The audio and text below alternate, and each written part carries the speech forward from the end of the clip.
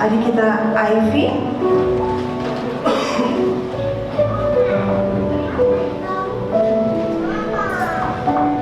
yang akan menyampaikan doa pembukaan.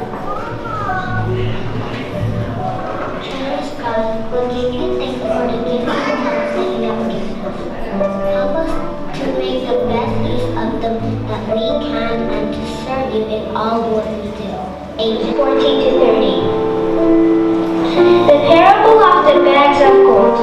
Again, it will be like a man going on a journey, who called his servants and entrusted his wealth to them. To one he gave 5 bags of gold, to another 2 bags, and to another 1 bag, each according to his ability.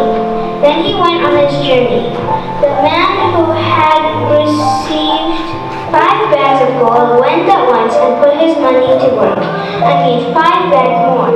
So also the one with 2 bags of gold gained 2 more. But the man who had received 1 bag went off, dug a hole in the ground, and hid his master's money. After a long time, the master of the servants returned and settled accounts with them. The man who had received 5 bags of gold brought the other 5. Master, he said, you entrusted me with 5 bags of gold. See, I have gained 5 more. His master replied, well done, good and faithful servant. You have been faithful with a few things. I will put you in charge of many things. Come and share your master's happiness. The man with 2 bags of gold also came. Master, he said, you entrusted me with 2 bags of gold. See, I have gained 2 more. His master replied, well done, good and faithful servant. You have been faithful with a few things. I will put you in charge of many things. Come and share your master's happiness. Then the man who had received 1 bag of gold came. Master, he said, I knew that you are a hard man, harvesting where you have not sown, and gathering where you have not scattered seed. So I was afraid and went out and hid your gold in the ground. See, here is what belongs to you. His master replied, you wicked. So you knew that I harvest where I have not sown, and gather where I have not scattered seed? Well then, you should have put my money on deposit with the bankers, so that when I returned, I would have received it back with interest. So take the bag of gold from him and give it to the one who has 10 bags. For whoever has will be given more, and they will have an abundance. Whoever does not have, even what they have will be taken from them. And throw that worthless servant outside into the darkness, where there will be weeping and gnashing of teeth. This is the gospel of our risen Lord. Ya, saudara yang dikasih Tuhan, perumpamaan tentang talenta yang sudah dibaca oleh anak kekasih kita, Gaby, menyatakan dengan sangat tegas bahwa setiap orang pada dasarnya memiliki talenta. Tidak ada yang tidak. Kita semua memiliki talenta, dan termasuk anak-anak. Ya, baru saja kita saksikan bagaimana anak-anak menunjukkan talenta mereka. Dan bahkan, saudara, mari kita sadari bersama bahwa talenta anak-anak itu bahkan jauh lebih besar daripada kita. Dan kalau kita tumbuhkan, setiap generasi menghasilkan talenta yang jauh lebih besar dibandingkan dengan kita. Bahkan pada masa anak-anak, saya dapat lihat ini seorang anak yang lahir pada tahun yang sama dengan saya, 1962, tetapi dia dinobatkan pada umur 4 tahun sebagai manusia dengan IQ tertinggi. Umur 4 tahun sudah menguasai bahasa Jepang, bahasa Korea, bahasa Jerman, bahasa Inggris, dan pada usia 5 tahun mampu memecahkan soal-soal kalkulus yang diajukan di universitas. Dan itu sebabnya dia dicatat di dalam Guinness Book World Record dengan highest IQ tertinggi 210, saudara. Dan di usianya yang ke-15 tahun, dia sudah menyelesaikan PhD-nya di bidang fisika Colorado State University. Jangan kita remehkan talenta anak-anak.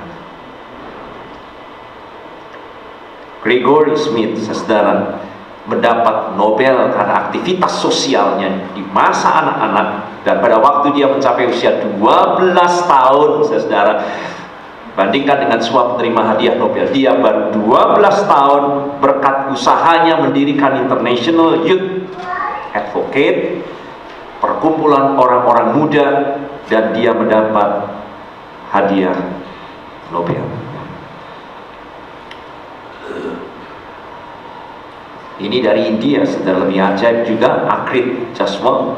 Dia menjadi dokter bedah umur 7 tahun. Lihat ya, 7 tahun sudah menjadi dokter bedah, dan dia mendapat julukan anak terpandai di dunia. Saat dia mengejutkan publik di usia 7 tahun melakukan pembedahan tangan dari gadis yang terbakar dan tidak bisa dibukakan, dan hasil dari operasi, anak usia 7 tahun ini dengan sempurna menyembuhkan tangan habis luka terbakar, saudara, dan dia tercatat sebagai dokter paling muda di seluruh dunia. Ini anak bernama Cleopatra Stratton, usianya 3 tahun, tetapi setiap kali dia menyanyi pada waktu usia 3 tahun sudah diharga $1.000 satu lagu, saudara. Dan di usia yang ketiga kemudian menerbitkan albumnya di tahun 2006, Vasta de Trainier ini, pada usia 3 tahun, dan memecahkan hit pertama dalam usia yang ketiga tahun, dan menerima penghargaan dari MTV Award sebagai artis termuda. 3 tahun, saudara. Elita Andre, 2 tahun, saudara, menjadi pelukis, dan bersama dengan orang tuanya sudah membuka galeri ada di Australia. Dan pada waktu Brunswick Street Gallery di Melbourne melihat galeri ini, dia tidak tahu siapa Elita Andre ini yang 2 tahun, tapi dia sangat kagum, dan itu sebabnya dia memutuskan untuk melibatkan anak ini dalam satu pameran besar internasional. Dan pada waktu dia bertemu dengan Elita Andre, dia sangat terkejut karena pikirnya adalah orang yang sudah dewasa, ternyata baru berumur 22 bulan, saudara. Dia bergumul apakah tetap mengadakan pameran, tetapi kemudian tetap diadakan satu pertunjukan pelukis usia 2 tahun. Saul Aaron Kripke menguasai aljabar di universitas sudah sejak dia duduk di bangku SD, kalkulus, dan bahkan juga menguasai banyak filosofi dunia. Dan itu sebabnya pada waktu dia baru mau masuk ke SMA, dia sudah dipanggil Harvard University untuk menjadi dosen, saudara. Dan itu sebabnya dia disebut sebagai ahli fisika terbesar juga dalam zamannya. Saya hanya mau sebut, saudara, lihat beberapa hal juga. Michael Kevin Kaulus, umur 10 tahun sudah menjadi sarjana dan mengajar di universitas pada usia yang ke-17. Dan kalau sudah lihat film mengenai kelas kompetisi online, saudara, dan dia memenangkan 1 juta di permainan kenyataan di online. Willie Mosconi, 6 tahun, saudara, dan dia membuat biliar terkenal di seluruh dunia. Dia disebut sebagai tuan pocket biliar. Tahun 41 sampai dengan tahun 57 berturut-terus memenangkan kompetisi 15 kali tanpa pernah kalah, saudara. Dan dia menciptakan begitu banyak trik yang ajaib di dalam bermain bola biliar, sehingga membuat olahraga ini menjadi sangat-sangat terkenal. 6 tahun, saudara. Elina Smith, 7 tahun, sudah menjadi penyiar radio, dan pendengarnya adalah orang-orang dewasa.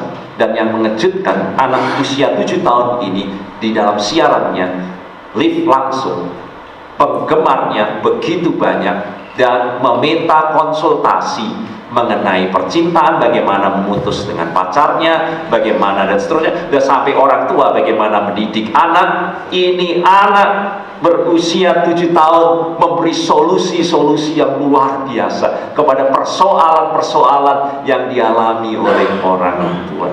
Mungkin gitu. Saya dapat lanjutkan. Hanya satu yang mau saya katakan. Kita lihat, ini talenta anak-anak. Jangan kita sepelekan. Jangan kita meremehkan talenta anak-anak. Tidak ada. Mari kita sadari sebagai gereja, sebagai orang tua di gereja ini, tidak ada anak yang tidak diberikan talenta apa-apa oleh Allah. Allah memberikan talenta kepada anak-anak. Memang talenta yang diberikan berbeda-beda, saudara.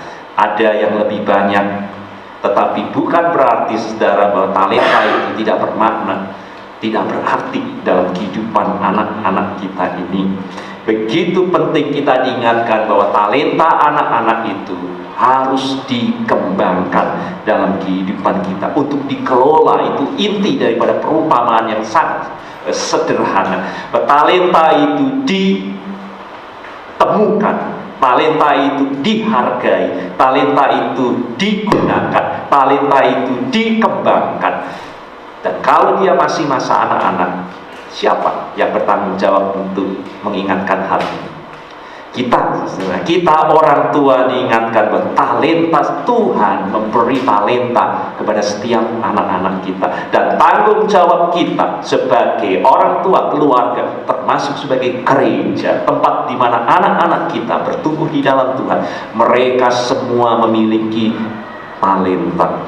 Banyak talenta yang terkubur, saudara. Banyak talenta yang terkubur di sebuah kafe, saudara. Seorang pemain pianis datang, tetapi kali ini dia diminta untuk menyanyi. Pianis ini berkata, saya tidak bisa menyanyi. Tetapi pemilik bar ini berkata, kali ini saya tidak membutuhkan pianis. Kalau engkau mau bayaran, kali ini menyanyi. Dia bergumul, dia membutuhkan uang. Dan akhirnya dia mulai menyanyi, saudara. Dan menyanyi Mona Lisa. Dan tercatat di dalam buku sejarah, tidak ada orang yang menyanyikan Mona Lisa seindah pianis ini. Dan akhirnya menjadi terkenal bukan sebagai pianis, tetapi justru sebagai penyanyi Nat King Cole. Nat King Cole. Berapa banyak talenta terpendam, dan berapa banyak anak-anak sebetulnya sudah ditanam talenta oleh Allah, tetapi terkubur.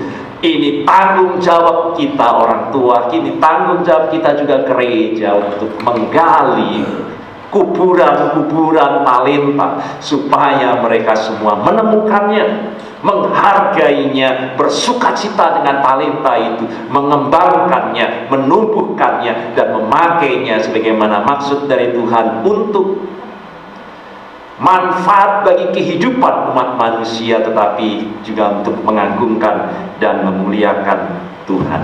Dalam perumpamaan talenta menyatakan bahwa talenta yang ada pada diri kita dan anak-anak sebetulnya adalah titipan Tuhan yang harus kita, ini poin yang sangat penting, pertanggungjawabkan.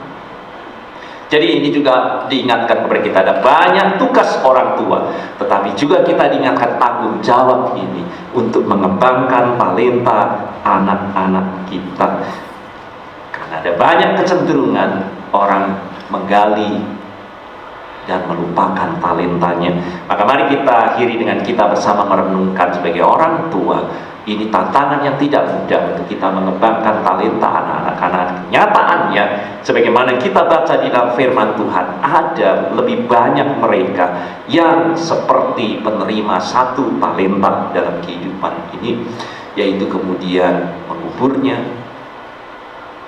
Kita belajar sebagai orang tua, mengapa ada banyak anak-anak yang tidak mengembangkan talenta ini, kan ya? Dan saya mau ajak kita untuk melihat di dalam firman Tuhan itu,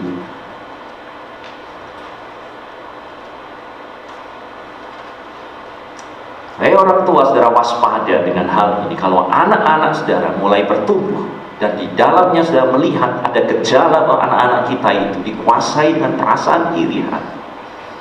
Disebabkan oleh karena melihat yang lain lebih hebat, lebih mampu. Ini serius untuk saudara tanggapi, karena ini satu hal yang dapat mematikan talenta di dalam diri anak. Kalau anak-anak sudah dimulai dengan perasaan negatif, iri hati, melihat kelebihan orang lain bukan ikut bangga dan menjadi motivasi yang mendorong dirinya untuk bertumbuh, tetapi berkembang menjadi suatu iri hati. Dan juga berhati-hati kalau saudara orang tua lebih banyak menumbuhkan secara sadar ataupun tidak sadar di dalam diri anak-anak kita, lebih banyak sudah tumbuhkan iri hati. Karena apa kamu tidak seperti kakakmu? Ya, kadang-kadang kita berkata, "Mbok tiru itu kokomu itu, adikmu. Kenapa tidak seperti teman?" Lihat itu sih. Dan sudah mulai membandingkan dan sudah menumbuhkan secara tidak sadar perasaan iri hati di dalam diri anak-anak kita. Dan ini berbahaya dalam kehidupan anak-anak kita. Orang menjadi kurang percaya diri dalam kehidupannya, dan akibatnya berpikir negatif dengan talentanya. Dan kemudian saya dapat lihat, dia sudah berpikir dengan negatif dengan talentanya, seperti pemilik satu talenta ini. Akhirnya mereka tidak menghargai apa yang ada di dalamnya. Yang ada hanya iri hati, mengapa saya tidak seperti dia? Dan kita meremehkan talenta yang diberikan Tuhan, dan akibatnya banyak anak-anak bersungut-sungut justru terhadap Tuhannya. Kenapa saya tidak diciptakan seperti dia? Mengapa saya tidak lebih seperti dia? Dan seterusnya. Dan ini menjadi tanggung jawab kita orang tua dan juga gereja untuk menolong anak-anak mengatasi perasaan-perasaan negatif terkait dengan talenta yang ada di dalam diri anak-anak kita. Kalau anak-anak sudah dikuasai dengan berpikir negatif mengenai talentanya, yang terjadi adalah saudara, anak-anak tidak mensyukuri dan berterima kasih dengan talenta yang ada di dalam dirinya. Saya ingin bertanya kepada saudara, jumlah satu itu banyak atau sedikit? Jumlah satu itu banyak atau sedikit? Saya rasa tergantung dari satunya, ya. Kalau itu Rp1 sangat sedikit. Berapa kali ini? Sama, satu. Tapi kalau itu 1 juta, sedikit kan? 1 menit sangat sebentar. Tetapi kalau 1 jam, lumayan, ada 60 detik ekstra buat kita hari ini, ditambah 1 jam. Tetapi kalau itu 1 hari, kalau itu 1 tahun, kalau itu 1 abad, sama-sama 1, saudara.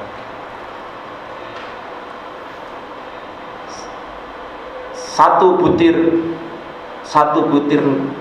beras atau nasi tidak berarti. Tapi kalau itu 1 piring nasi, sama-sama 1, dan saudara buat perut kenyang. Tapi kalau 1 bakul nasi, 4 dan 5. Sekarang saya bertanya, 1 talenta sedikit atau banyak?